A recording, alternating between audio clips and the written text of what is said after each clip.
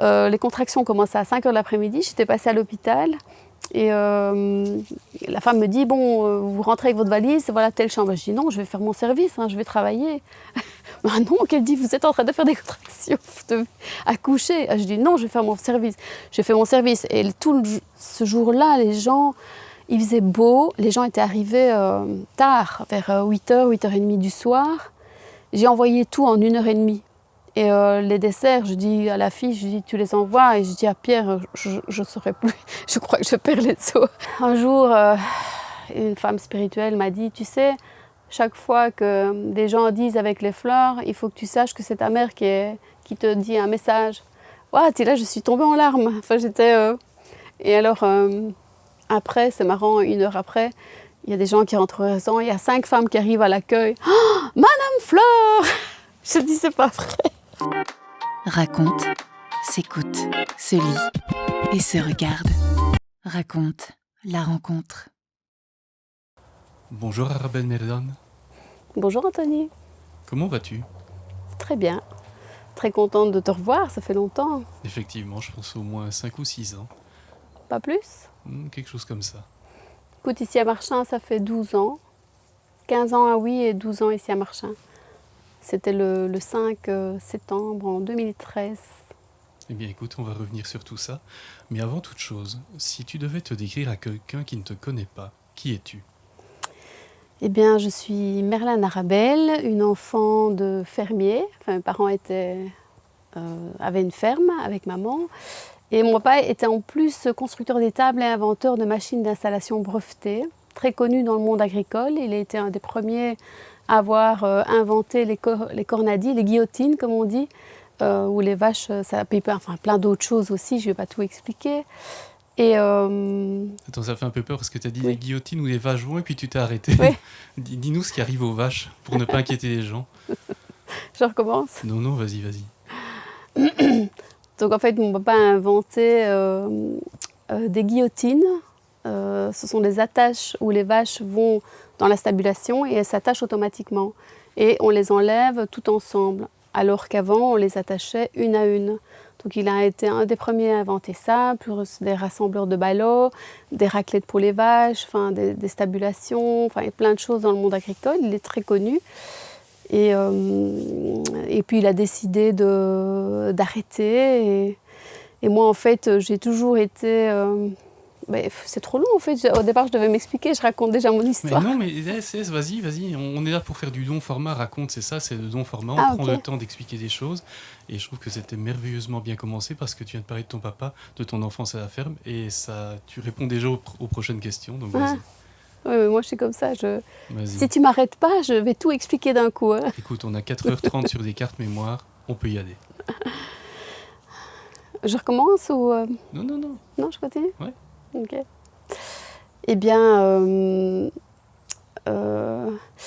étant petite, en fait, moi j'ai 3 frères et une sœur. Et moi, il y a 7 ans de différence entre la dernière, ma sœur. Ma maman a eu 3 garçons et elle n'arrêtait pas tant qu'elle n'avait pas une fille. Et puis après, moi, je suis venue 7 ans par accident, mais un accident voulu, très heureux que je sois arrivée. Et j'étais un peu livrée à moi-même et j'ai toujours joué toute seule dans la nature, dans les bois. Enfin, je faisais beaucoup des cabanes. Et ça, c'est quelque chose qui m'a vraiment plu. J'étais vraiment livrée à moi-même. Mais on dit toujours qu'on choisit nos parents, mais je suis très heureuse d'avoir choisi des parents indépendants et de pouvoir être libre de faire ce que je voulais faire, en fait. Tu grandis ici, donc on est en Belgique, dans le Condro, si je ne me trompe pas. C'était aussi ta région d'origine? Oui, je suis née à Oui et mes parents avaient une ferme ici au départ au Pont-de-Jalais et puis à Perouet ici en Condro. Et puis ils ont déménagé quand mon papa a décidé d'arrêter son métier de constructeur d'étables et de faire la ferme un peu plus grande. Il avait un peu raté l'achat de terrain. Et il s'est dit, tiens, il y avait 50 hectares à vendre à Aveho, et juste derrière Tétélessive. Et on est allé habiter là-bas, et ils ont recommencé tout à zéro, donc ils ont tout vendu. Et on a habité pendant 1 an dans un chalet, le temps de construire les tables et la maison. On a même dormi dans la laiterie quelques mois, le temps que la maison se termine. Enfin, c'était assez... j'ai vécu un peu tous ces changements, oui, l'aventure. Et puis nous avons habité là et c'est là que j'ai beaucoup joué aussi dans la nature. Il y avait vraiment un panorama, vraiment dans un creux derrière RTT. Il n'y avait personne, il n'y avait aucun voisin. Je prends quelques secondes pour vous dire que vous êtes de plus en plus à suivre Raconte sur Spotify, Apple Podcast et YouTube. Merci à vous. Pour aider Raconte à poursuivre son odyssée, prenez 2 secondes pour vous abonner, laissez une note de 5 étoiles et partagez à vos contacts. Raconte est un média indépendant autofinancé et votre participation est essentielle. Et maintenant, retour sur l'épisode. Pour donner un peu de contexte, c'était quel type de ferme ? Alors, c'était une ferme où il faisait beaucoup de l'exploitation au niveau des bêtes, de l'engraissement. Maman trayait aussi, donc il y avait des vaches laitières, il y avait les deux. Et toutes des productions de petits animaux pour nous nourrir, des moutons, des cochons, des veaux, des poules. Pas de lapin, non. Et on mangeait ce qu'il y avait à la ferme et maman cuisinait merveilleusement bien avec... elle faisait mijoter ses plats le matin quand elle partait traire, tout doucement. Et puis on les mangeait le midi et c'était délicieux. Des plats simples, juste 2-3 touches personnelles. Et ça, j'ai retenu. D'ailleurs, ma base en cuisine a été sa base à elle. Et je me suis beaucoup inspirée du goût. C'est vraiment, elle m'a appris le goût et surtout avec des beaux produits de la ferme. Donc c'était vraiment, on se réjouissait d'arriver à midi et cette odeur. Et puis chaque fois que quelqu'un arrivait, maman disait toujours « Allez, assieds-toi avec nous », beaucoup dans le partage et un bel accueil. C'était une femme très joyeuse, très généreuse, toujours souriante. Elle aimait la vie, mais malheureusement, elle est décédée, elle avait 57 ans. Elle a dû à un stress aussi. Elle a eu une embolie pulmonaire due... en fait, on a eu beaucoup de maladies dans les bêtes parce qu'on a dû racheter plein des nouveaux bétails. Et beaucoup de bêtes étaient malades. Donc à un moment donné, il y a eu la parabruxellose, le coche, vache folle. Et ils ont beaucoup stressé avec ça. Et chaque changement, il y avait toujours une nouvelle maladie qui arrivait. On est vraiment mal tombé à cette période-là. Donc, à un moment donné, mon papa a tout nettoyé et il a tout vendu. Et il s'est débrouillé comme ça à se reconstruire. Je veux dire, il a été démonté des étables que des gens ne voulait plus et il les a reconstruits et il a habité comme ça là-dedans. Il a reconstruit une maison avec des matériaux de deuxième main et il y a habité. Et il s'est débrouillé comme ça, juste après la mort de maman en fait. Ça a dû être vraiment une période de choc et transitoire. Ah, pour moi je pense que j'ai vécu tous les chocs possibles de ma vie. Je crois que je le raconte jamais parce que j'ai pas envie de raconter des choses... Enfin, c'est pas négatif, mais c'est des choses personnelles et puis j'ai envie que les gens apprennent à me connaître par rapport à ce que je fais, qui je suis, toujours un soleil de bonne humeur. Enfin voilà, ça a été une expérience pour moi et beaucoup de changements aussi, le fait de changer de région. Et je suis à la limite de la frontière des Ardennes, donc les gens sont plus réservés, plus méfiants, plus qui sait, la nouvelle qui arrive. Heureusement pour moi, j'étais très solaire, donc j'ai été très vite accueillie. J'étais quelqu'un de très sociable. Donc, Puis voilà, j'ai été dans les écoles par là. Et j'ai commencé par la couture. Et puis je voulais faire le stylisme. Et malheureusement, on a dû changer d'école pour des raisons personnelles. Et ma mère m'a dit tu devrais faire l'hôtellerie parce que tu aimes toucher à tout et tu aimes tout. On est ici dans ton jardin potager, dans une de tes serres. Alors de temps en temps, il y a un avion qui passe, donc on va faire quelques coups pour avoir plus de confort acoustique. Donc il ne faut pas s'étonner que l'épisode soit parfois un peu saccadé. On va essayer de jongler entre les départs des avions qui passent assez bas, malheureusement. Mais peut-être pour donner toujours un peu de contexte, pourrais-tu nous décrire un peu où on se trouve présentement ? Ici ? Oui, parce qu'on voit l'image, les gens ne savent pas encore qu'est-ce qu'il y a dans cet épisode où tu es entourée de plantes. Bien ici, je suis dans notre jardin à Marchin. dans le Condro, et auquel nous avons tout construit nous-mêmes et en famille. La maison, le potager, ça principalement moi, avec le côté paysagiste. Enfin, je suis un paysagiste qui est venu faire des îlots, mais c'est moi pratiquement qui ai tout planté. Je voulais un endroit où on se sent en vacances, zen, apaisant, parce que le jardin est ma source d'inspiration, mon lâcher-prise. C'est vraiment quelque chose auquel ça me nourrit en fait. C'était notre choix. Nous étions donc 15 ans à Huy sur la Grand Place. C'était en pleine ville. On entendait les clochers, on entendait les cafés, les gens sortir, guindailler. Et ici, c'était, quand j'ai eu ma deuxième fille, c'était un endroit qu'on a construit pendant nos jours de congé, nos vacances. Et nous avons pris la décision de déménager avec les enfants. C'était beaucoup plus facile de travailler sur place. Raconte, le média intimiste, mais pas indiscret. On vient de refaire une nouvelle pause. Ouais. Un avion est passé, j'espère que c'est le dernier. Donc retournons dans le jardin. Mais pourquoi, tu vois, je voulais faire un jardin? Parce que j'avais envie d'avoir des légumes sains. Et c'est tellement rare et dur de trouver un légume, même en bio, c'est pas la même chose. On ne sait pas d'où ils viennent.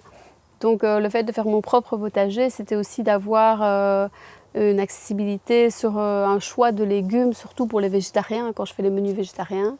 Et aussi pendant 6 mois, si tu veux, je récolte. Enfin, quand je récolte, je nettoie en même temps. Tu vois, je suis super organisée. Pierre m'a tout installé par rapport, parce que le jardin, je ne l'ai pas fait toute seule. Les bacs en acier corten, les arrosoirs, on a mis des bâches, on a mis des comptes-gouttes pour essayer d'économiser de l'eau. Avant, je paillais, mais tu avais toujours beaucoup quand même de semences qui se ressemaient. Et je laissais toujours pour ne rien jeter. Puis à un moment donné, j'ai tout fait tout. Donc on a bâché, c'est plus pratique. Tu as vraiment les vers qui viennent travailler en dessous. Enfin, voilà. Et le jardin, c'était vraiment... Parce qu'il n'est pas traité non plus. Le seul feuille que je traite, ce sont les courges pour l'oïdium. Et là, j'utilise un savon noir et des huiles essentielles. Et de l'huile d'olive, je veux dire... Des produits tout à fait naturels. En prévention, quoi. Tout est... Et le reste, non. J'associe intuitivement. Le jardin est complètement intuitif. J'associe des légumes qui vont bien ensemble, à un autre endroit, l'autre, enfin voilà, je change, j'inverse un petit peu. Et pour l'hiver, en fait, on rentre tous les plants qui gèlent dans des pots et on met 3 tables chauffantes. Et j'ai une personne qui vient m'aider, Mickaël, il vient m'aider pour mettre tous ces plantes en pot.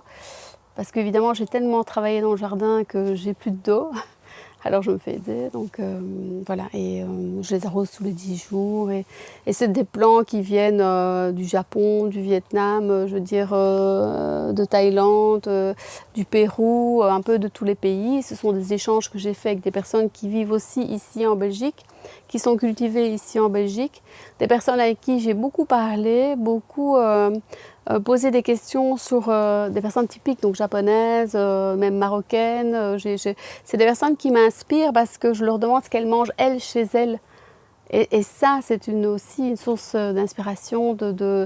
C'est très intéressant de savoir... Parce que ce que je veux expliquer par là, c'est que si tu t'inspires d'un chef, un chef, il s'inspire d'un autre chef, d'un autre chef, d'un autre chef. Voilà, moi, j'avais envie d'aller droit au cœur des personnes parce que comme ma maman est décédée et que j'ai voulu faire... j'avais envie de vieillir en bonne santé. Tu vois, ça m'a beaucoup interpellée ce qui s'est passé à la maison. En plus, elle est décédée dans mes bras. C'est un traumatisme. Oui, et en même temps, je savais qu'elle était fatiguée, qu'elle avait envie de partir avec toutes ces maladies. Elle travaillait depuis l'âge de 9 ans. Elle trayait les vaches avant d'aller à l'école. Et pour elle, ça a été très dur. Donc, j'ai décidé de me dire, je veux vieillir en bonne santé, je suis quelqu'un de joyeuse. Enfin, j'ai jamais eu de soucis, quoi. Mais par contre, plus je m'intéressais à ce que l'alimentation faisait sur la santé, par des grands scientifiques, des médecins et tout ça, j'avais l'impression de m'étouffer en sachant ce qui se passait. Je n'ai jamais été aussi mal de ma vie, mais j'étais fatiguée en fait d'entendre tout ce que l'alimentation, le changement, le climat, la transformation les OGM, enfin tout ce qu'on fait aux plantes, au blé, tous les produits qu'on met dessus. Mais j'ai même remarqué que j'étais très sensible à tout ce qui est pesticides, tout ce qui est conservateurs, colorants, tout ce qu'on ajoute dans l'agroalimentaire. Je me sens pas bien en fait. J'ai des problèmes un petit peu à l'estomac, je sens que je ballonne. Donc je me suis intéressée à ça et je me suis donné une ligne de conduite en fait. Je mange le plus sain, le plus naturellement possible, le plus local, le plus près possible. Donc quand les choses, par exemple pour les asperges, pour les fraises, je travaille avec des producteurs locaux, des fermes qui travaillent en naturel. On a la ferme Jolie où ils travaillent les fraises, ils ne mettent pas un seul produit dessus. D'ailleurs, on doit manger les fraises directement. Mais la fraise est exceptionnelle. Donc je trouve qu'il faut faire aussi, je n'ai pas la prétention de vouloir tout faire. Je travaille un maximum ce que je fais. Je cherche des plants et des arbustes, des courges, qui font du bien à la santé en fait. C'est ça que quand je parlais avec des personnes, j'ai eu beaucoup de formations avec une amie japonaise et une autre indienne, c'était sa meilleure amie. Et on s'est beaucoup intéressé à la cuisine macrobiotique, aussi la toxicité de la plante, parce que si la toxicité de la plante, à l'air de rien, nous détruit à petits effets par les années, quoi. C'est pas direct. Donc c'est intéressant de savoir aussi comment nos anciens faisaient pour traiter les plantes naturellement, pour qu'elles soient saines. Parce que si par exemple vous prenez une graine ou un oléagineux, c'est intéressant de les faire tremper 12 heures pour enlever les tanins et la toxicité de la plante, parce qu'elle se protège pour pouvoir éloigner les nuisibles et se reproduire au printemps. Mais pour pouvoir enlever cette toxicité, il faut la tremper 12 heures ou alors la griller. Et donc voilà, c'est tout ça que je me suis intéressée. Il n'y a pas que ça, hein. Il y a plein de toxicité dans les aubergines, dans les poivrons, dans les tomates. Et alors on se dit, mais qu'est-ce qu'on fait? Qu'est-ce qu'on mange? Donc voilà, moi je revisite un peu toutes les méthodes ancestrales pour bien traiter la plante, bien les associer pour que ça soit digeste et compatible avec nous. Nouvelle petite pause, un avion est à nouveau passé, mais continuons. Bien, je pense que j'ai expliqué un peu les grandes lignes, le pourquoi je voulais faire un jardin. Et maintenant, pendant 6 mois, je m'occupe de transformer ce jardin et d'utiliser pour l'hiver. Et alors, si je rebobine au début, j'ai commencé à Oui, sur la Grand Place. Peut-être avant ça, je me permets de te couper parce qu'il y a un élément qui m'a un peu chatouillé. Tu as dit que tu rencontrais des personnes dans différents pays. Comment tu trouves ces personnes? Parfois, ce sont des clients qui viennent. Parfois, c'est par rapport à des articles que j'ai lus et puis j'ai contacté des personnes qui ont travaillé chez moi, une vietnamienne et une marocaine. Et Esther, qui travaille la macrobiote avec son amie japonaise, là, c'était des clientes auxquelles nous avons discuté et elle m'avait fait remarquer, elle me dit, tiens, ton petit épeautre, tu ne l'as pas trempé? Un simple petit truc, je lui dis, non, ça ne se trempe pas, je l'ai cuit juste ce qu'il fallait, il a al dente. Elle me dit, mais fais-le tremper 12 heures et tu le cuis juste 1 minute ou 2, tu vas voir la différence.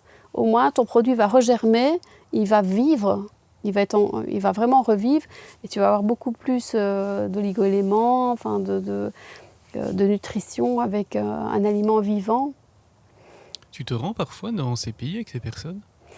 Malheureusement, je n'ai pas beaucoup le temps de voyager, mais j'ai quand même fait 2 fois l'Inde et 2 fois le Japon. C'était visiter 5 jours vite des producteurs.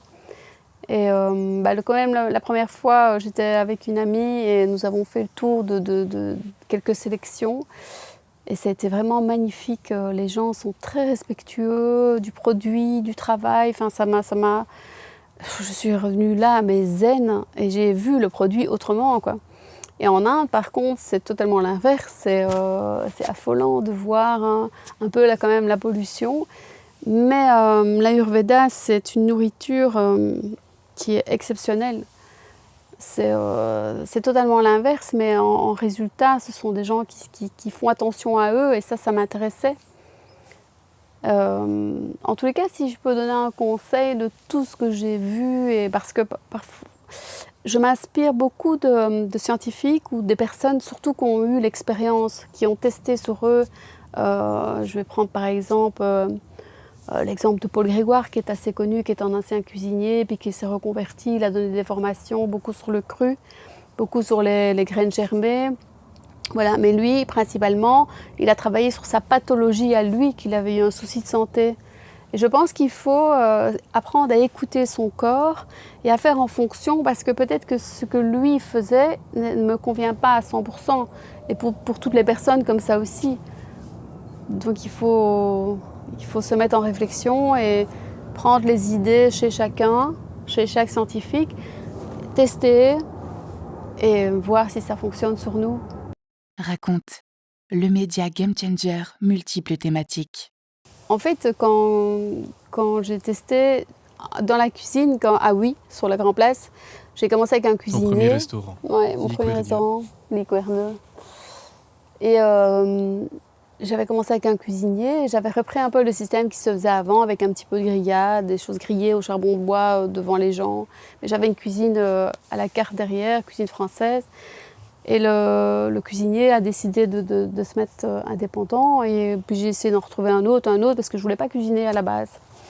Je voulais être en salle, organiser des événements, enfin j'adorais le contact avec les gens, de parler.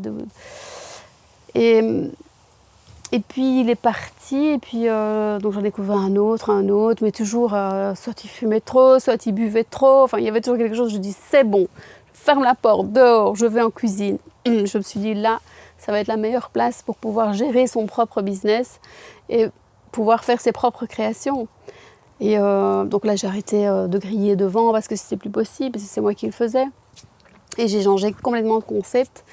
Et tout en réfléchissant, je suis sortie sur la place verte et je me suis dit, j'adore, j'ai du caractère, je sais ce que je veux, mais quelle philosophie je vais vraiment me donner, parce que là, je vais m'affirmer, enfin, je veux être moi, je veux aller au plus profond de moi.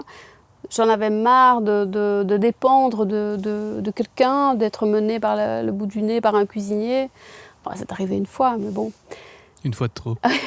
C'est un instant décisif. Alors je suis allée sur la place verte et je réfléchissais, j'ai demandé là-haut, je dis s'il vous plaît, je me suis dit j'espère que personne ne me voit.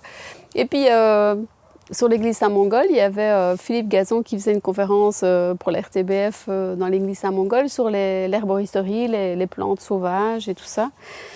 Et quand on était petit, je me souviens bien, maman elle me disait toujours « Ne touche pas le pissenlit, le coquelicot, ça c'est pas bon, c'est pas comestible et tout ça ». Bon, on n'y a jamais touché, on ne les a jamais mangés, mais on ne savait pas, on n'avait pas de livre pour s'instruire. Et quand j'arrive à l'église Saint-Mongol, il commence à faire un débat là-dessus. Et c'est parce qu'il m'avait vu en veste de cuisine et il s'est dit « Bon, viens un peu voir ce que je fais », mais j'avais pas trop le temps, mais je suis quand même restée 20 minutes.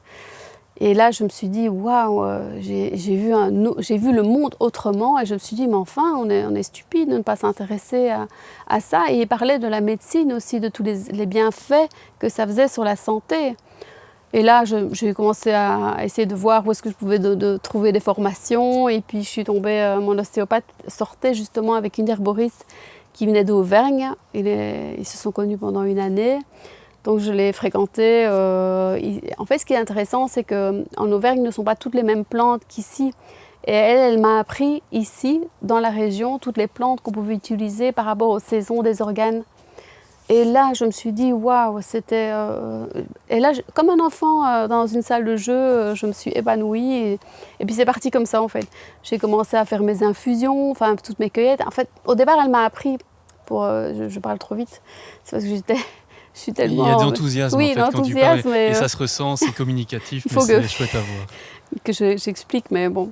Mais c'est très on n'a clair. pas non plus des heures. Et ce qu'il y a, c'est que ma vie, elle est longue, elle est belle et longue.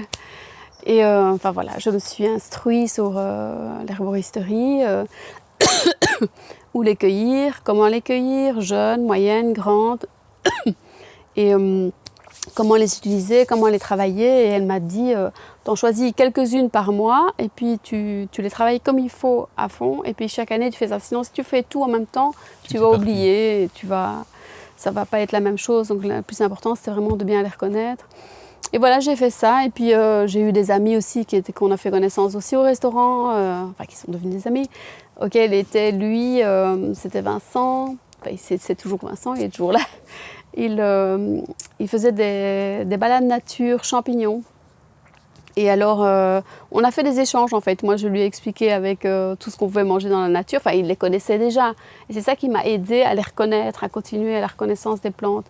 Et après, on a commencé à prendre nos petits trucs pour cuisiner dans les bois. Et on a fait nos petites cueillettes et on cuisinait. Et on se prenait chaque fois une bonne bouteille de vin. On faisait ça chaque saison. Puis ça a été un peu tous les 2 mois. Et puis au début, on était 2, 4, 6, 8. Après, on s'est retrouvés à 20. J'ai même une fois le second chez Noma qui était venu à la découverte, c'était chouette. Et on faisait des festins et on partageait nos idées. Enfin, c'était vraiment génial. C'était pour moi une chouette découverte. Et voilà, et de fil en aiguille, je me suis intéressée à l'alimentation vive, donc de Paul Grégoire, toutes les potions magiques de l'île de Garde. Enfin, il y avait plein de... il y avait François Couplan aussi, j'avais une petite formation avec lui aussi, très sympathique. Il expliquait, il avait fait tout un thématique et moi je cuisinais avec lui. C'était improvisé, je lui ai dit je te propose de venir cuisiner avec toi. Il m'a dit ok, pas de souci. C'était chouette, une belle rencontre. Et quand tu es dans ce premier restaurant, un peu tiny restaurant, parce que c'était assez petit, où tu faisais tout en fait, et tu es passé de grillade à cette cuisine de plus en plus végétale, quel était l'accueil de la clientèle ? En fait, c'était plus végétal, mais c'était pas 100% végétal. En fait, j'ai toujours eu beaucoup de protéines, mais j'ai associé plus avec 50%. 50% protéines, 50% légumes. Et voilà, tout ce qui était végétal. Il y a un truc, on m'appelle toujours Madame Fleur. Ça me tue. C'est les gens qui ne me connaissent pas. Enfin, je sais qu'il y a un chef qui m'a un peu dit c'est Madame Fleur, mais pas du tout. En fait, j'utilise les fleurs pour la médecine douce, ça c'est vrai, pour les infusions, pour les eaux aromatisées, pour des vinaigres, pour des alcools. Enfin, je fais plein de choses avec les fleurs. Ça, c'est vrai que je les travaille bien. Je ne les mets pas juste en déco. Ou alors, c'est vraiment pour épicer un plat. C'est vraiment le petit point que je voulais dire avec Madame Fleur. Bon, après, c'est pas une mauvaise réputation, mais quand les gens disent je veux pas aller chez Arabelle payer un repas pour manger que des fleurs, c'est blessant quand même. C'est vrai, ça fait mal au cœur. Enfin, soit un jour, une femme spirituelle m'a dit, tu sais, chaque fois que des gens disent avec les fleurs, il faut que tu saches que c'est ta mère qui te dit un message. Et là, je suis tombée en larmes. Enfin, j'étais... Et alors, après, c'est marrant, 1 heure après, il y a des gens qui rentrent au restaurant, il y a 5 femmes qui arrivent à l'accueil. Oh, Madame Fleur! Je dis, c'est pas vrai. Je dis, maman, arrête. Enfin bon, je l'ai pris à la rigolade, quoi. C'était sympa. Mais enfin bon, pour se dire, moi je suis très forte plutôt au niveau de la création, du goût, au niveau des vertus aussi. Très forte grâce... à toutes les herbes que j'ai au potager, en fait, je les transforme. J'ai créé une mixture avec plein de choses dedans, auquel ça me sert d'assaisonner tous les bouillons, les sauces, les plats, enfin les légumes. C'est un condiment assez relevé, très puissant et qui permet surtout de garder le goût typique de la plante, en fait. J'ai beaucoup réfléchi, j'ai fait énormément des essais là-dessus et je suis très contente d'avoir mis ça au point parce que ça explose ma cuisine. Ma cuisine a beaucoup de goût en fait. Et c'est ce que je voulais. C'était du goût. C'est comme le quick. Il n'y a que le goût. Non, je rigole. Mais bon, voilà, c'est ce que je voulais travailler. Des protéines, légumes, le goût, les épices. Je voulais vraiment que, comme j'ai créé mon slogan, j'imagine ma cuisine comme ma vie, belle, goûteuse, croustillante, pleine d'amour et d'émotion. Je suis comme ça et si les gens qui passent chez moi pouvaient devenir comme ça ou sont déjà comme ça, parce que souvent ils me disent on sent bien votre caractère dans votre cuisine. Je dis bien, merci, vous avez compris ce que je voulais faire et que je trouve même parfois qu'on ne devrait même pas parler. Il n'y a pas besoin d'expliquer ce qu'on fait, on doit ressentir en mangeant. On le fait ici quand on vient manger dans ton restaurant, on explique? Un peu, oui. J'ai pas envie de saouler les gens avec la santé, en fait. J'explique un peu tout ce que je mets dedans et le but que je veux, la vraie histoire du plat, mais j'évite quand même. Je fais plus dans les conférences, expliquer pourquoi je fais cette philosophie, en fait. Vraiment, donc, pour revenir à ma philosophie, c'est... je m'inspire beaucoup donc, de méthodes ancestrales, des effets de l'alimentation sur la santé par rapport aux saisons. Ça, tous les chefs font, tout le monde fait par rapport aux saisons de la nature, mais aussi des saisons des organes. Voilà, ici, par exemple, en été, on est sur le cœur, c'est les saveurs amères, c'est tout ce qui est yanguisé par le soleil, grillé, tout ce qui est rouge, tout ce qui est pour le sang, en fait. Bon, je ne vais pas tout expliquer, j'explique juste... peut-être à l'automne, ça va être plus les saveurs piquantes, donc tous les légumes qui sont piquants, comme le radis, le réfort, toutes les racines, et aussi les piments. Donc ça va être plus relevé. Mais ça, il faut savoir aussi que ce sont des saisons qui sont bien spécifiques pour les gens qui sont déréglés dans leur corps. Donc on va travailler un peu plus pimenté pour les gens qui vont devoir être plus détoxinés. Enfin, bon, en herboristerie, par exemple, au printemps et en automne, je me détoxe avec des plantes locales. Et là, en fait, ce qui est bien, cette mixture de détox sert à régénérer aussi en même temps les organes. Donc c'est vraiment estomac, foie, pancréas. Ce sont des plantes, des petites pendant 21 jours à faire pour vraiment pour nettoyer nos organes et renforcer après avec des légumes, plein de vitalité. En t'écoutant, on a un peu l'impression que tu es arrivé à une sorte de cuisine ultime. Elle est belle, elle est créative, mais aussi elle nous soigne. C'est un peu une sorte de quintessence, non?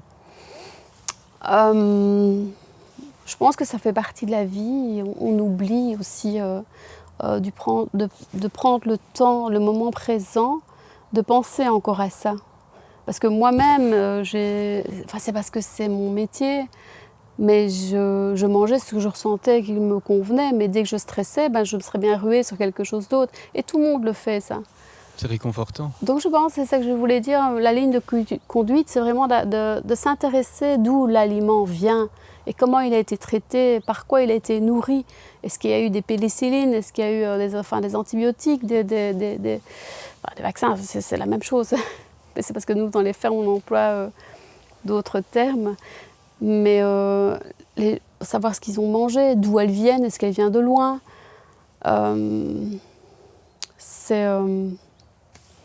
je pense qu'il faut se poser la question si elle a été traitée, pulvérisée, parce qu'indirectement, ça détruit notre corps aussi, tout ça. Ça nous pollue, pas sur une semaine, mais sur des années, en fait. Et puis après, on s'étonne qu'on est malade, qu'on est fatigué. Comment tu t'en es rendu compte? À quel moment tu as eu un espèce de point de non-retour par rapport à une cuisine un peu plus traditionnelle?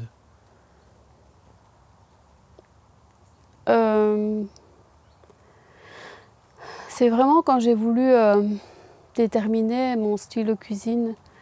Comment on détermine son style de cuisine? En s'écoutant. Comment on s'écoute? En osant le faire. Pas mal. Déjà, moi, je suis quelqu'un de hyper positif. Donc déjà, les pensées positives, c'est hyper... Même s'il y a des choses qui ne vont pas, j'arriverai toujours à me mettre en avant pour que ça fonctionne. Pour ça, Pierre est très anxieux. Par exemple, mon compagnon, qui lui fait les vins. Il est devenu meilleur sommelier au Gauthier-Millau. Et il est plutôt... il n'est pas pessimiste, négatif, mais il est anxieux. Donc quand je projette des projets, j'en fais tout le temps. Il me dit toujours arrête avec tes projets. Mais ça, on va en parler après. Peut-être ton processus créatif, ça serait très intéressant dans une seconde partie. Ok. Et voilà, donc je suis toujours en train de lui dire mais non, tu vas voir. Alors je sais comment il fonctionne, donc je dois calculer par A plus B que ce que je dis est juste. Et là, il me croit. Enfin bon, voilà. Et donc tu dois démontrer, en fait. Ouais.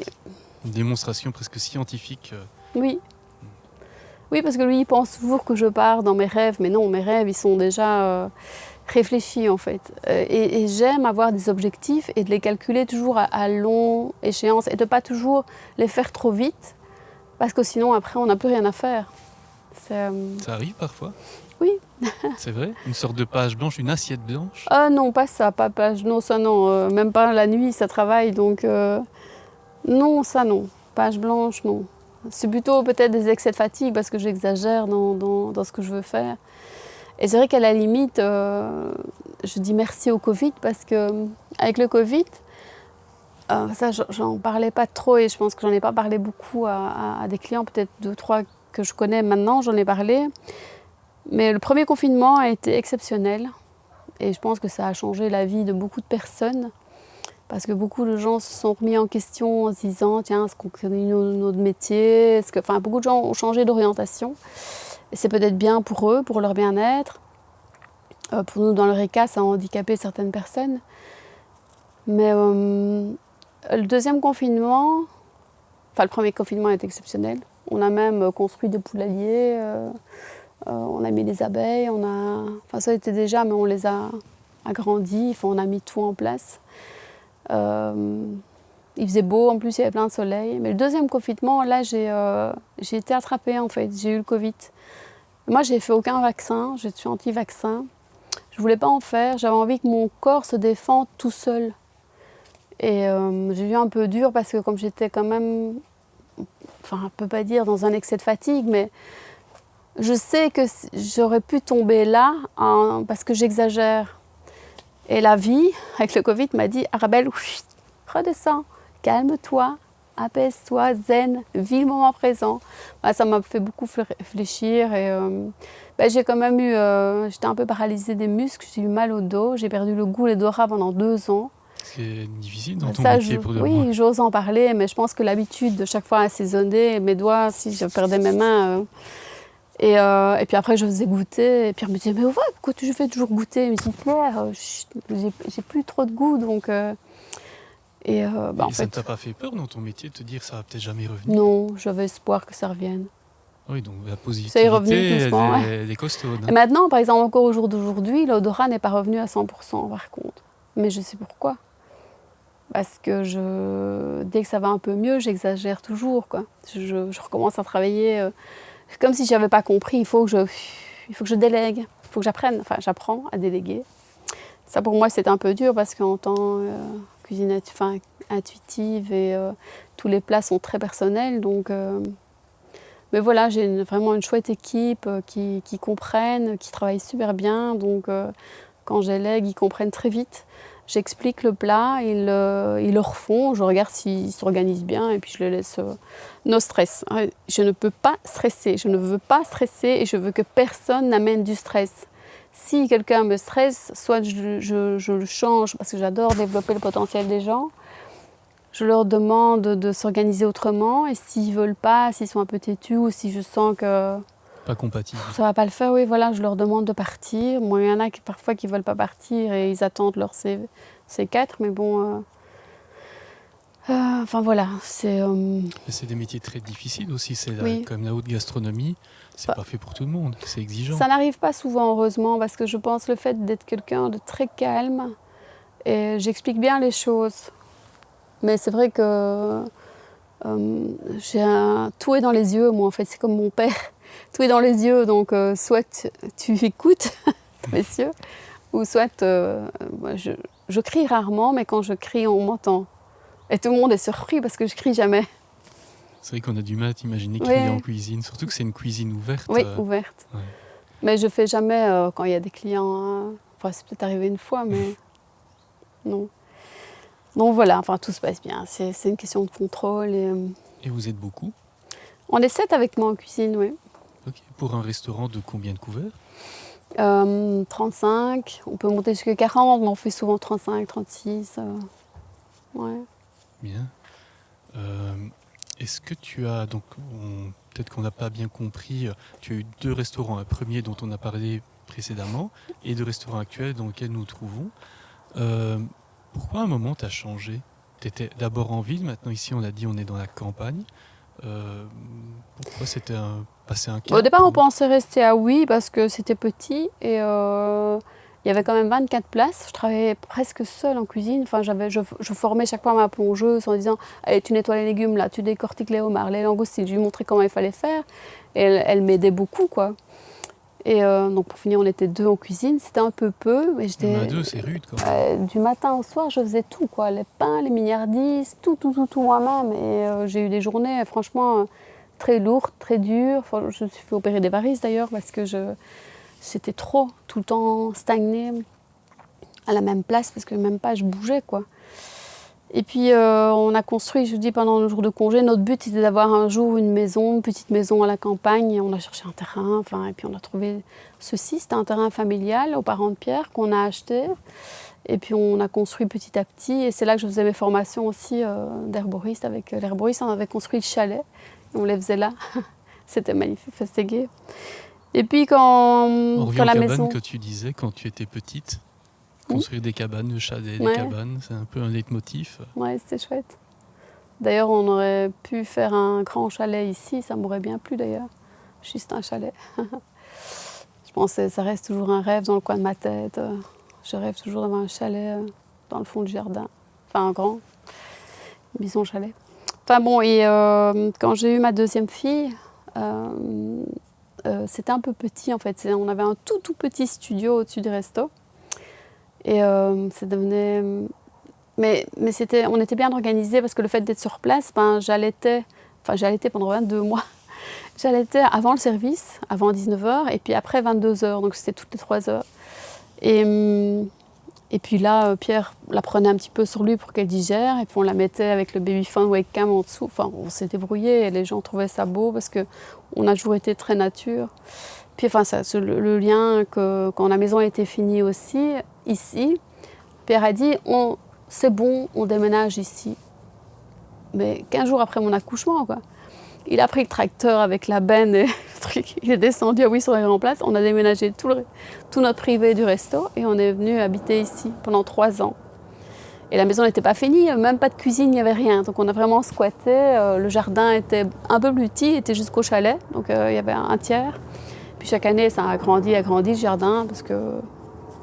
Voilà. Raconte la forme avec le fond. On vient de faire une nouvelle pause, un nouvel avion. On ne sait pas où il va atterrir. Mais voilà, continuons. J'en étais où? Au déménagement du Liquerneux avec le tracteur et l'aménagement ici d'une cabane. Liquerneux, j'arrive pas, désolé. Liquerneux, c'est le sonneur de corps, en fait. C'est le monsieur qui criait sur la grande place pour annoncer les bonnes et les mauvaises nouvelles. Ok. Et c'était comme au coin de l'hôtel de ville, ça a toujours été symbolique. Ah oui, il fait partie des symboles qui sont sur le Bassignat. C'est très populaire, ah oui. Il y a eu des points historiens, Liquerneux. Et pourtant, toi, tu ne cries pas. Ah oui, non. Paradoxe. Ouais. Déménagement. Et donc, le déménagement, nous avons habité ici 3 ans. Et puis, le fait de faire des trajets tout le temps et de faire garder les filles, je pense que c'était le pire chose qu'on pouvait faire. C'était difficile. Et puis, ils n'en avaient pas dire marre de voir papy et mamie, c'est pas vrai, mais c'était... Ils avaient envie de nous voir, quoi. Et tandis qu'on était sur place, c'était beaucoup plus agréable pour elles. Et puis elles venaient nous dire au revoir avec leur doudou devant les clients. Les clients trouvaient ça super mignon. Mais pour finir, j'ai eu la bonne idée de réfléchir à faire le restaurant ici tout près. Donc on pensait reconstruire un petit annexe et faire le restaurant. Et puis Pierre me dit « Oh non, jamais, je veux personne dans mon privé. » Aïe, aïe. Puis, encore une fois, je suis allée voir le comptable, le banquier... le notaire, tout le monde pour essayer j'ai demandé à la région wallonne pour voir si c'était possible aussi. Mais on voulait faire aussi petit que ah oui, quoi, 24 personnes. Puis ils étaient tous hyper favorables d'avoir un restaurant ici à Marchin. Il y a juste qu'il fallait voir avec les voisins, mais comme c'était pas trop grand et qu'il n'y avait pas trop de voitures de passage, ils ont accepté et on les a tous invités à expliquer. Puis voilà, j'ai mis tout sur noir sur blanc pour Pierre, et encore une fois, il m'a dit « Tu m'énerves !» Il m'a dit « C'est vrai, tous les avantages et les inconvénients, c'est que déjà on n'était plus sur la grande place, parce que pourquoi on est parti de là ? c'est pas parce que c'était petit ou pour répondre à ta première question, parce que je réponds pas toujours aux questions, je pars tellement dans mes idées. Parce qu'en fait, il y avait de plus en plus de cafés, il y avait de temps en temps des bagarres le soir, et surtout, les gens avaient dur de trouver une place pour se garer. Ça devenait un peu insécurisant la nuit, enfin quand ils repartaient. Et il leur fallait 20 à 30 minutes pour trouver une place pour se garer. Donc je me dis, monter de Oui à Marchin, il faut 7 minutes, top chrono. Parking devant, jardin, agréable, zen. Je me dis, bon, mais les gens, tout le monde nous a suivis, on a eu plein de nouveaux clients, enfin voilà.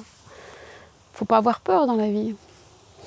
Faut oser. Tu m'as dit tout à l'heure en préparant l'enregistrement, avec moi il n'est jamais trop tard.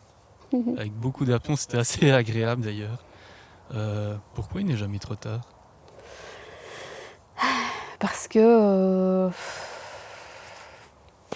je trouve que la vie, elle est longue et c'est pas parce que les projets se font pas toujours tous en même temps, tous au début. Il faut toujours avoir des projets pour animer notre vie.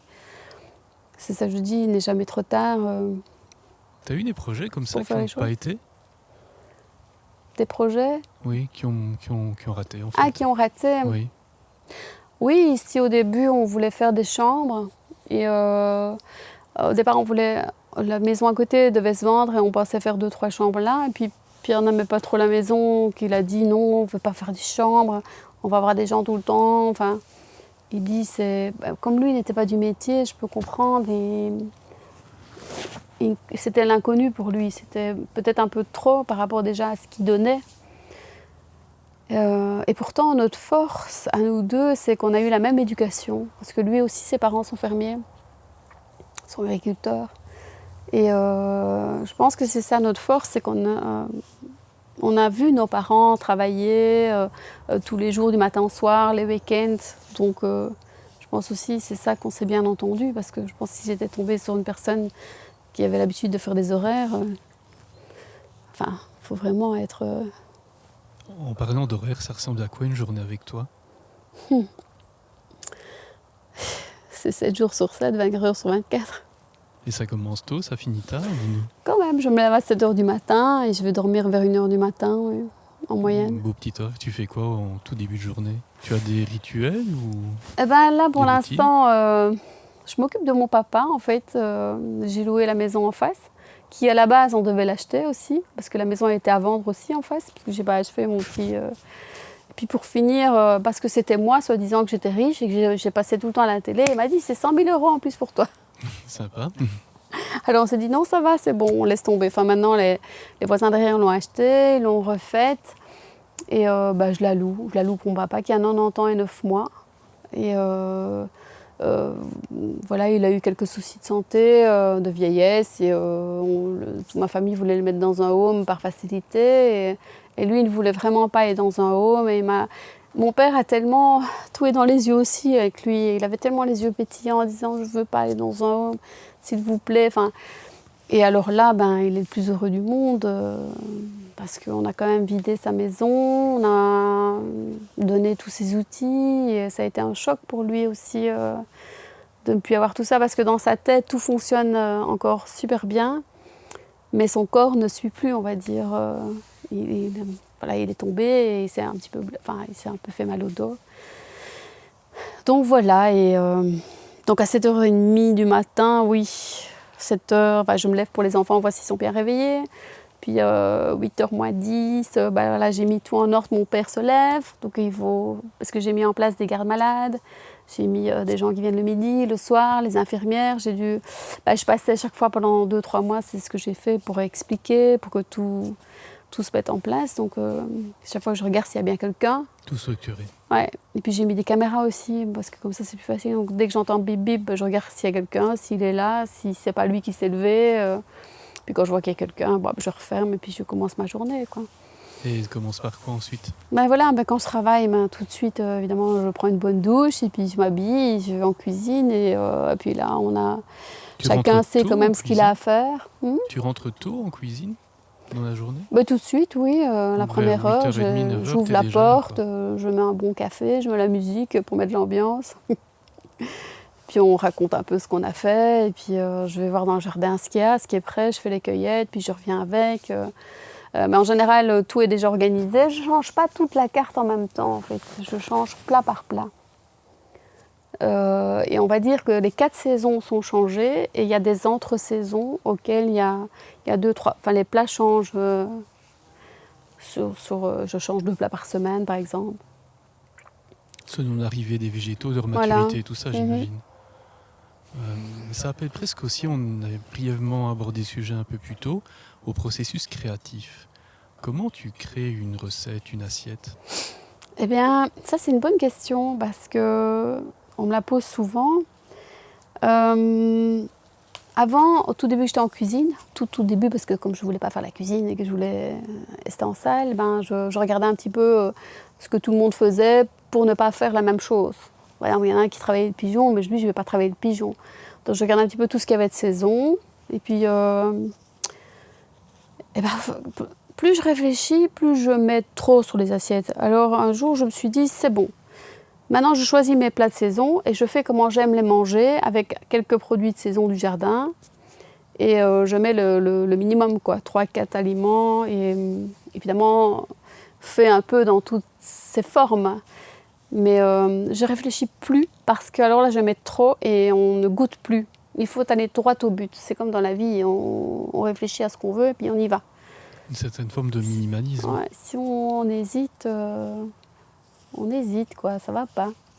Faut trancher. C'est comme ça qu'on dit toujours l'intuition, c'est ça, c'est sa première pulsion en fait. C'est l'écoute de plus profond de soi, c'est se dire tiens, vous avez envie de quelque chose et vous avez toujours une première idée. Et on vous dit toujours cette première idée, c'est votre intuition et tout le monde est capable de le faire en fait. Parce que beaucoup me disent ah moi je suis pas intuitif moi je suis formaté, nanana. Je dis non, vous êtes capable. Je dis, quand vous devez choisir une route, à gauche ou à droite, vous choisissez quoi? Vous savez laquelle vous devez faire. Ah ben oui, enfin, voilà, c'est ça l'intuition, vous savez le faire. Voilà. Comment on peut, parce qu'ici évidemment on est dans un restaurant gastronomique, mais comment on pourrait transposer ça un peu chez tout le monde, dans tous les jours? Est-ce que c'est quelque chose que tu fais ou qui t'intéresse ou une sorte de mission? C'est vrai que quand je passe, donc je vous dis, j'explique pas ce que je fais en servant les plats, pas trop. Je demande aux garçons qu'ils expliquent juste le produit. Et puis quand je passe à table, les gens me posent des questions parce qu'ils ont entendu parler de ma philosophie. Et là, on commence à en parler. Mais le but est de ne pas les étouffer avec ça parce que je... Trop de données.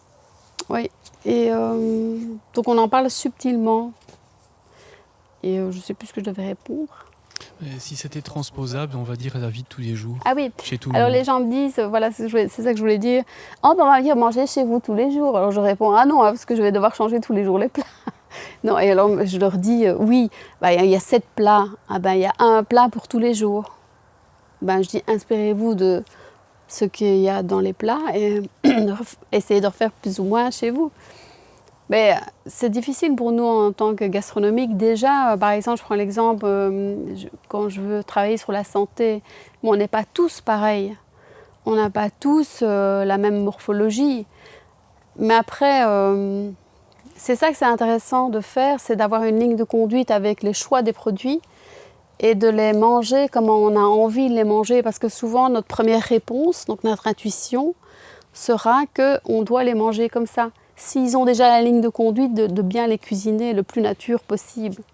Avec une petite touche d'épices quand même. Mais c'est ça qui apportera le goût, l'association. Mais le plus important, c'est de manger le moins transformé, surtout du commerce. Bon, je ne vais pas me faire une bonne publicité, mais... C'est quasiment mission impossible ici en 2025. Oui, je sais. Parfois, là, j'essaie un peu de faire attention, de manger un petit peu moins gras parce que voilà, j'ai tellement goûté, et debout, à un moment donné, ben, on prend un peu du poids, quoi. Alors je me dis, je vais manger un peu moins gras, mais on est parti une journée au Salon Maison Objet à Paris, ben c'est difficile de manger, je veux dire, une salade. Enfin, c'est compliqué dans des cas comme ça. Est-ce qu'il n'y aurait pas presque une une place à prendre de développer cette cuisine, mais de manière, je vais dire, en la vulgarisant un petit peu, mais pour que ça soit disponible à plus grande échelle. Je pense que déjà, c'est difficile de changer les habitudes des gens. Et par exemple, parfois, au début, je donnais beaucoup des conseils. Et puis les gens me disaient, Arabelle, nous, ça va, on mange ce qu'on veut, ça va. Alors je me suis dit, c'est bon Arabelle, arrête de donner ton énergie, fais ce que tu ressens et montre l'exemple. Voilà, c'est ce que je me suis dit. Et c'est le seul moyen. Et les gens, par exemple, 5 ans après, la personne à qui je vous parle, elle est venue me trouver, elle m'a dit, écoute, tout compte fait, j'ai des problèmes de santé, tu pourrais me donner des conseils sur des recettes. Donc les gens, il faut qu'ils attendent qu'ils soient mal pour comprendre qu'il faut faire attention. Mais après, c'est dur de remonter la pente et de changer ses habitudes. Est-ce que c'est possible? Ce qu'il faudrait créer, c'est des apéros intelligents. Je veux dire, raisonnés ou des apéros. Ça pourrait être amusant. Je pense que c'est la première chose qu'il faudrait faire. Des apéros intelligents. Ça veut dire... À quoi il ressemblerait? Comment on fait? Bah déjà pour ceux... Enfin bon, c'est délicat déjà ne pas mettre trop d'alcool ou alors faire des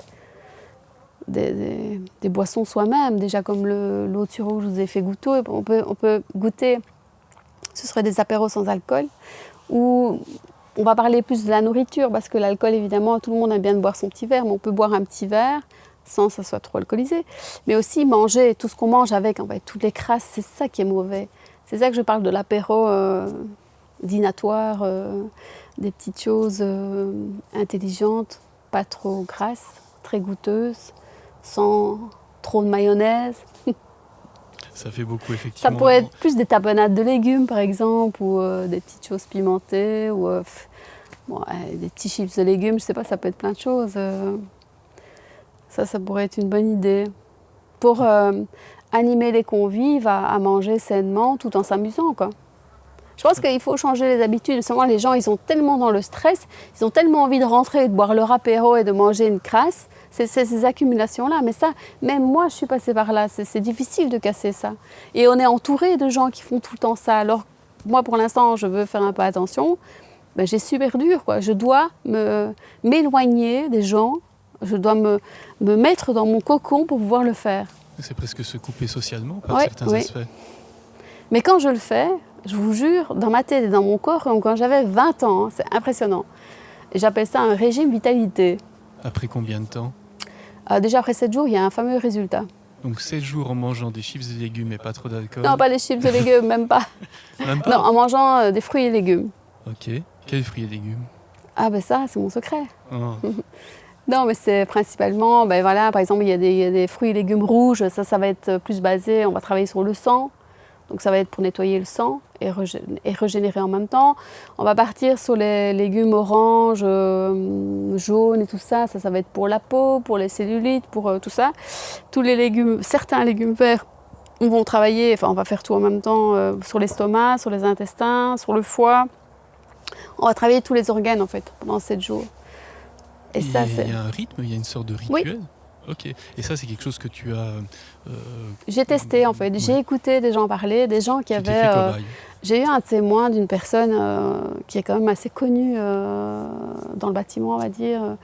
Il m'a donné... Enfin, on parlait de la santé et il aimait bien venir manger chez moi parce que je faisais fort attention à tout ça. Et il m'a dit, votre cuisine est vraiment agréable et elle est juste. Il dit, moi, j'étais bourrée d'arthrose, de tendinite, de tout ce qu'on peut. J'étais presque paralysée. Enfin, j'étais à l'âge de ma pension. Ma femme commençait. Évidemment, moi qui me dit, j'avais une grosse entreprise, je suis beaucoup sortie, j'ai fait des restaurants, j'ai bu beaucoup de vin et tout ça. Et il dit, j'étais condamnée en chaise roulante. Ça m'a choquée, alors que j'allais prendre ma pension. Alors il me dit, je me suis beaucoup documentée. J'ai trouvé un scientifique allemand. J'ai lu son livre. Et j'ai suivi à la lettre ce qu'il m'a dit, c'est d'enlever toute l'alimentation acidifiante. Il dit, je l'ai fait. Après 2-3 jours, j'avais plus mal. Mais il dit, il m'a fallu 2 ans pour nettoyer mon corps de toutes ces toxines que j'avais accumulées. Et il dit, j'ai plus rien eu, plus d'arthrose, plus rien, fini. Sans médicaments, sans rien. J'ai testé pendant 7 jours. Je peux vous dire que... Enfin, après, 7 jours, j'ai eu un résultat énorme. Et puis après, j'ai continué.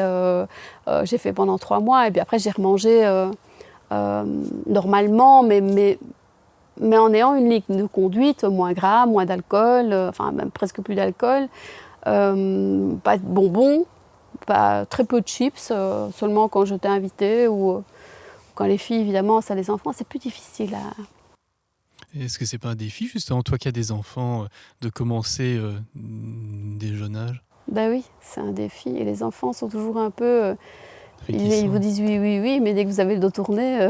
Ou quand ils vont chez des copains, copines. Voilà. Après, j'ai remarqué... j'avais fait des formations, donné des formations comme ça sur le végétal. Et, beaucoup de jeunes s'intéressaient quand même de plus en plus à mieux manger. Enfin, tant mieux. En tous les cas, ils boivent beaucoup moins d'alcool, je trouve. Mais statistiquement, c'est vrai, on vend beaucoup moins d'alcool. Mmh. Mais là, je t'écoute maintenant. Je suis donnée parce que nous, quand on était jeunes, on buvait quand même notre verre et puis C'est plutôt encouragé. on sortait, quoi. Ouais. Mais en t'écoutant ici dans les dernières minutes, on a presque l'impression qu'il y a quelque chose qui est en train de se dessiner, c'est la transmission. Mmh. Est-ce que c'est la prochaine étape?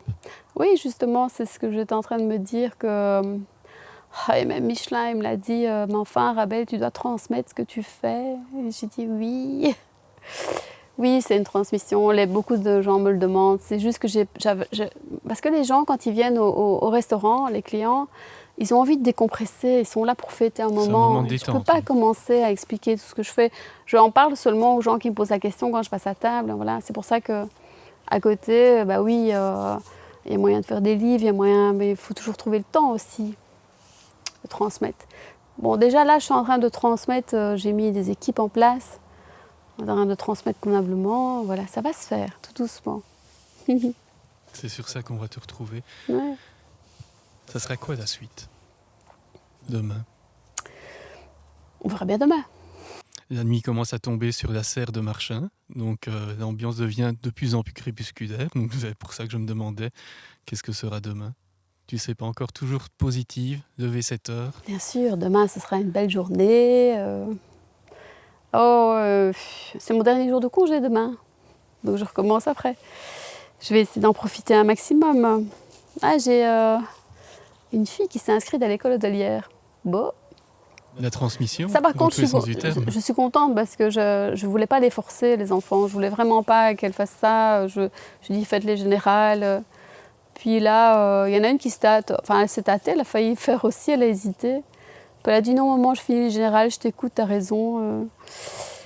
Et la deuxième, elle a dit oh non, j'ai envie de le faire. Je dis t'es sûre? Je dis c'est pas pour nous faire plaisir ou quoi que ce soit, c'est vraiment au fond de toi, tu veux vraiment faire ça. Et c'est vrai qu'elle se plaît bien, je peux comprendre, parce qu'elle a la même énergie que moi, le même dynamisme, je dis pas. Et puis je pense qu'elle est capable d'être très créative. Donc on ne peut pas dire maintenant que la suite est assurée, parce qu'on ne sait pas ce qui peut être demain. Peut-être qu'elle arrêtera fin de l'année, hein. On ne va pas se réjouir trop vite.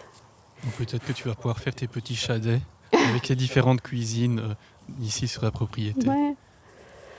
On verra.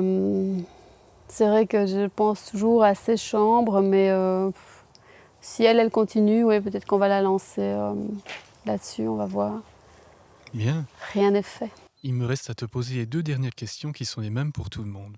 Si ta vie était un film, qu'est-ce que serait la BO, la bande originale, la musique du film? Ah, les musiques, comme je me passe au restaurant, les musiques de films. Je sais plus les noms, voilà. Quelle colle. Des musiques de films. Allez, il n'y a même pas besoin de citer des noms. On va citer des... Parce que moi, j'adore parler avec les émotions. C'est la puissance de la musique quand elle monte en puissance. Je fais la même chose dans mes menus, en fait. Crescendo. Ça commence, c'est calme, et puis après ça monte, et puis ça redescend, puis ça remonte. Enfin, vraiment les musiques où vous sentez que ça vous rentre dans le corps. Là. Quelque chose d'un peu plus symphonique aussi, peut-être. Oui. Ok. Donc on n'a pas le titre, mais on a le concept de cette musique. Et la toute dernière question. Moi aussi, je peux donner... allez, comment est-ce que c'est? Je l'ai sur le bout de la Si langue. tu l'as, oui. Mais oui, je les ai. Vas-y. J'en ai plein, en fait. Tu as droit à une anti-sèche. Une anti-sèche. Attends. Alors... maintenant, ça me revient. Donc, je regarde. C'est Alzheimer. Ok. Ça, c'est top. Il y en a plein. City of the Sun, Tony Anderson, enfin toutes les musiques de tous ces gens qui ont créé des musiques de films en fait très parlants, comme les musiques de films d'Agliator.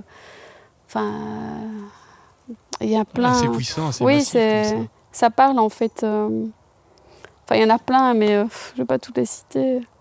On mettra en description 2-3 titres, comme ça on va prendre note après, on les mettra en description, comme ça vous pourrez aller écouter la playlist d'Arabelle. Ah mais je la donne pas, hein.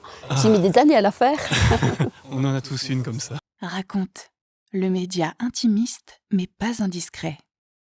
J'espère que j'aurai inspiré les gens à être positives et à oser être eux-mêmes. Et je trouve que la vie est belle et quand on pense positif, tout se met devant soi en fait.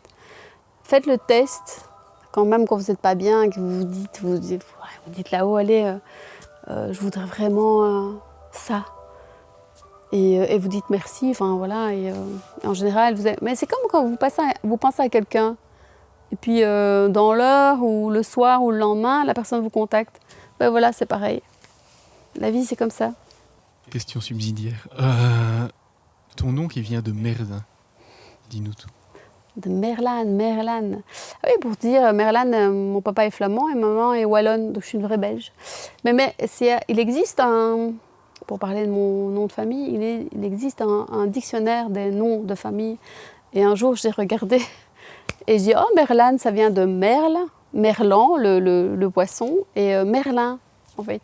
Je dis, waouh, quel beau nom de famille. Et mon papa m'avait toujours dit, si un jour tu te mets indépendante, tu dois garder ton nom de famille. Et voilà, chose faite. Il m'a porté chance. Tu me disais avant l'interview que parfois il faut savoir mettre des œillères. Tu peux développer?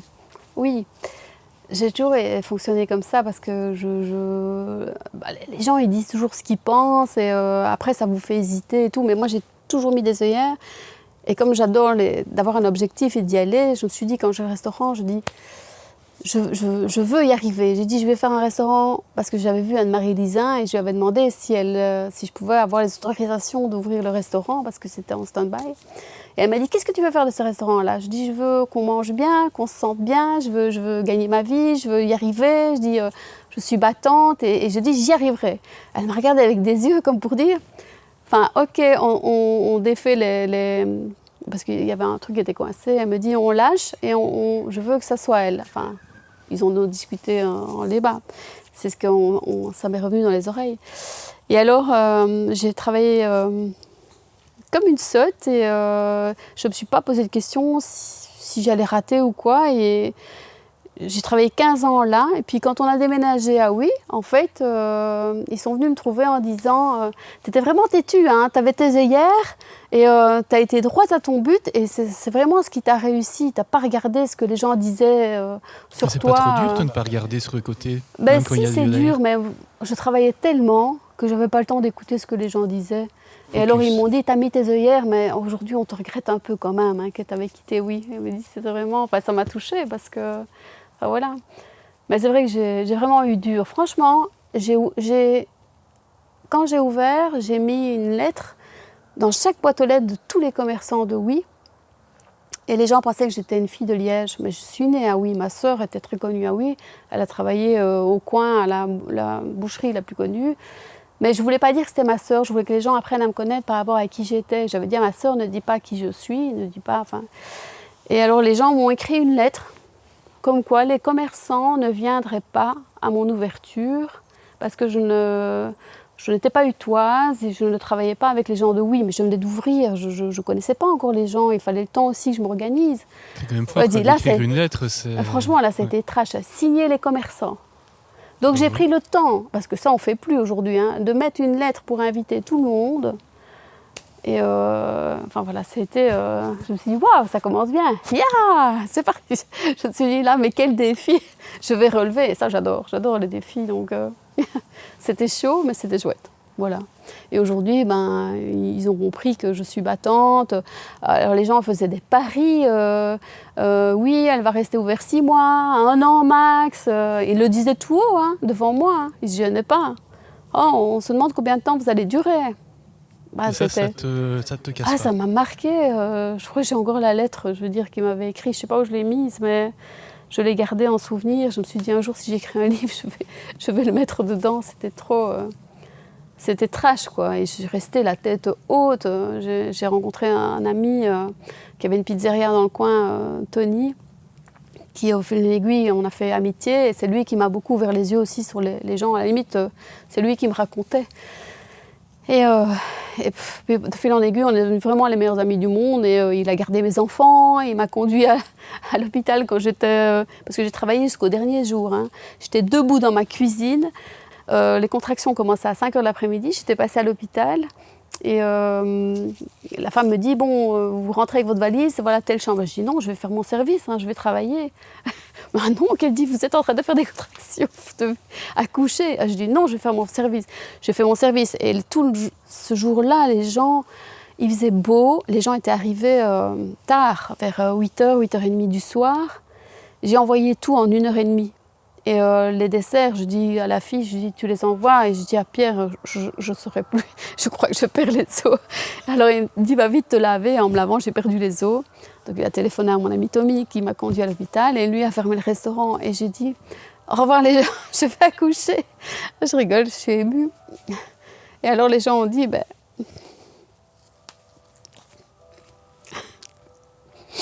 mais Pierre, ferme le restaurant et va avec ta femme. Enfin voilà, c'est avec ta femme accouchée et ils se sont tous dépêchés. Enfin, c'est rigolo. Enfin, je peux dire que j'ai beaucoup travaillé. Et malgré tout, j'aime la vie et j'ai encore envie de faire plein de choses. Enfin voilà. J'espère que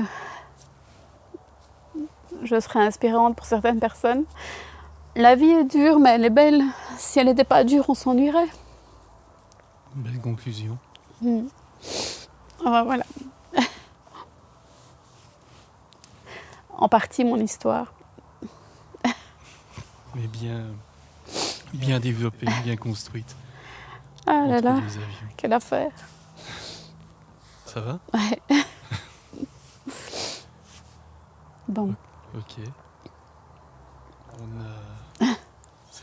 Tu veux un mouchoir ? J'en ai. Attends. Non, ça va. J'en ai, c'est gentil. Ah là là. Quelle vie de fou.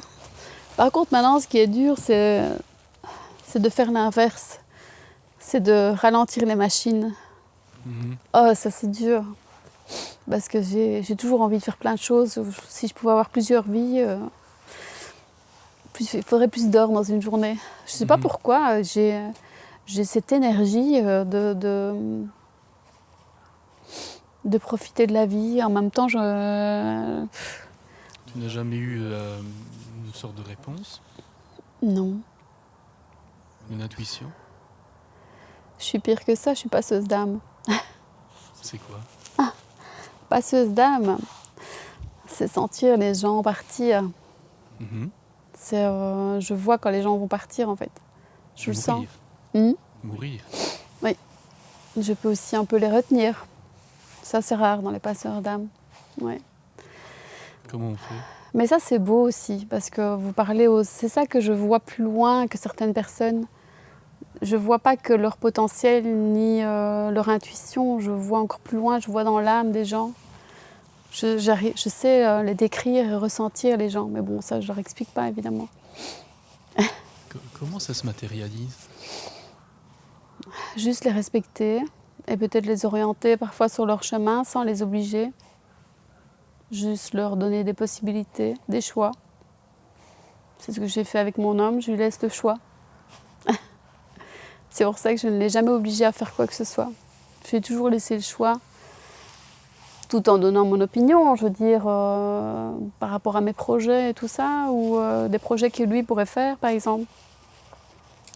Et tu vois ça sur tout le monde? Beaucoup, oui. Donc même des inconnus? Parfois, oui. Mais bon, j'ai pas toujours le temps non plus d'analyser tout le monde. C'est souvent les personnes avec qui je parle. Et comment, en parlant avec elle, tu ressens ça? Je ne sais pas décrire, c'est au fond de moi. Parfois, mon âme et son âme parlent, mais je ne sais pas dire ce qu'ils disent. Mais je ressens des émotions. Quelque chose de On m'a déjà dit que je transcendantal. pouvais le travailler, mais j'ai un peu encore un manque de temps. Ça se travaille au fur et à mesure, en fait. Je sais aussi nettoyer des maisons. Ça, j'ai déjà remarqué. Enfin, j'ai déjà fait. Quand tu dis nettoyer des maisons, tu parles de nettoyer des âmes qui sont restées dans les maisons. Ok. Mais bon, après, j'en parle pas beaucoup parce que je peux pas, je peux pas qu'on commence à me téléphoner en disant tu veux venir nettoyer ma maison. C'est pas possible, quoi. Il y a des choix à faire. Comment tu te rends compte de ça? Je sais pas expliquer, en fait. Quand il y a des flashs avec des personnes qui vont mourir, ben, mon sang fait qu'un tour, comme si j'avais un électrochoc. Mais ça se passe... tu es consciente de ça depuis longtemps dans ta vie? Oui, depuis très jeune, ouais, de 17-18 ans. Déjà peut-être avant, mais je ne réalisais pas.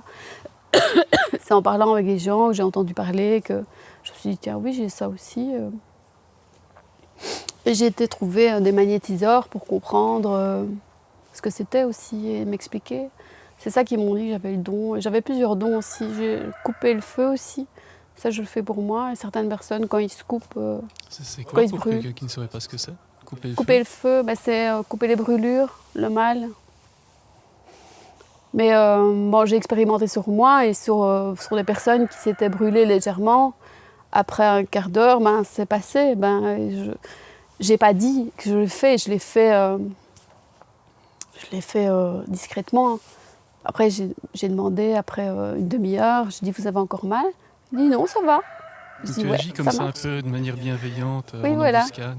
Ben, Ok. les gens qui sont autour de moi, quoi. Ok. Donc, Maintenant, quand même- peut-être qu'un jour, quand je serai vieille, j'exploiterai un peu plus mon don pour aider les gens autrement. Mais d'abord, maintenant, je me pose et j'aimerais bien un peu m'occuper de moi. Prendre un peu du temps. Je ne sais pas si... Peut-être que je ne sais pas ce que c'est. De s'occuper de soi. Oui. Parce que je le fais, je pense que je le fais en même temps que aider les autres. Je le fais, ça me plaît. Si je me sens bien, je pense que c'est s'occuper de soi quand on se sent bien. Non? Enfin, voilà. Bon, je vais pas tout dire, hein. Tu as déjà dit beaucoup. Oui, j'ai déjà dit beaucoup. C'est des choses vraiment que je parle pas souvent. On arrête ça? Yes. Allez, on va monter entre les avions. Merci beaucoup, Arabelle. C'est vrai que les avions ne passent plus maintenant.